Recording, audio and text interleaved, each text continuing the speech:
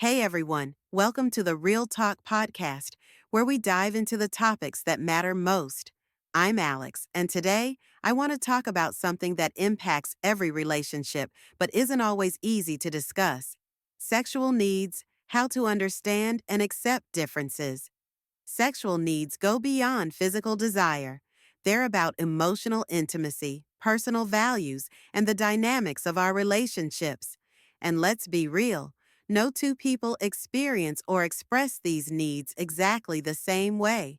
So, how do we navigate those differences with empathy and understanding? Let's break it down. So, what exactly do I mean when I talk about sexual needs? It's not just about the act itself, it's about feeling connected, desired, and valued. And while biology plays a role, things like personality, culture, and life experiences shape how we understand and express our needs. Everyone's sexual needs are unique. They're influenced by how we grew up, what media we consume, and our past relationships.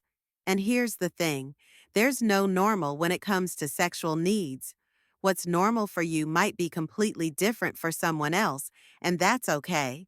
When we understand our own needs and are willing to communicate them, our relationships become stronger and more intimate. But when we avoid these conversations, that's when misunderstandings and frustration can creep in. So, why do sexual needs vary so much from person to person? There are a few key factors at play.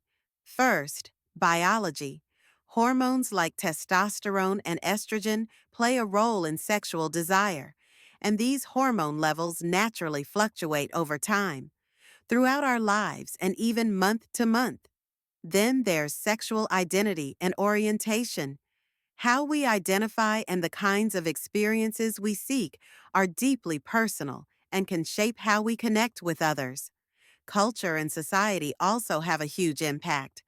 Depending on where and how you were raised, you might have been taught to embrace your sexuality openly or to feel shame around it.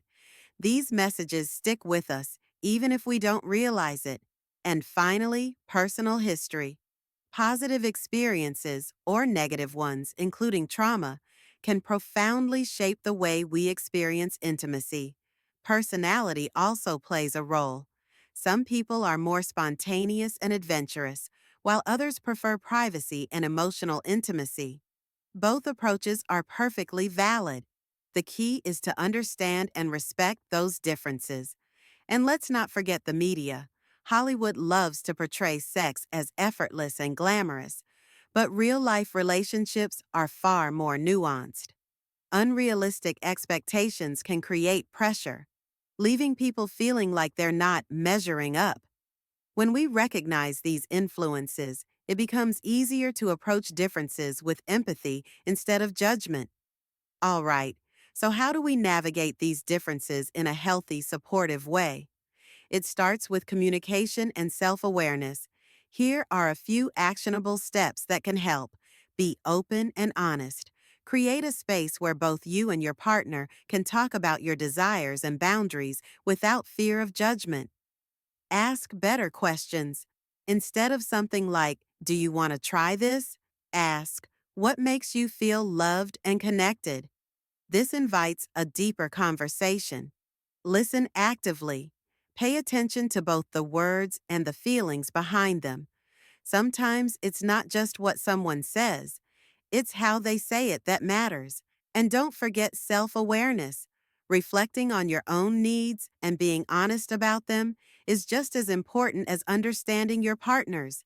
If you're struggling, working with a therapist or relationship coach can be a game changer. Education is also key. Seek out reliable resources, books, workshops, podcasts to help you challenge myths and deepen your understanding of yourself and your partner. And here's an important reminder: respect is non negotiable. Accepting differences doesn't mean you have to sacrifice your own boundaries or needs. It's about finding common ground while respecting each other's individuality. I also want to share a couple of questions I've received from listeners, because these are concerns so many of us grapple with. One question I hear a lot is, How do I bring up my sexual needs without making it weird? Here's my advice. Approach the conversation from a place of curiosity, not criticism. For example, instead of saying, "You never do this, try, I feel really connected when we do this. Could we explore it more?" Framing it as a positive request instead of a complaint makes a world of difference. Another listener shared a powerful story. For years, they felt ashamed of their desires and worried their partner would judge them. When they finally opened up, not only did their partner respond with compassion, it actually strengthened their relationship. This just shows how important vulnerability and honest communication really are.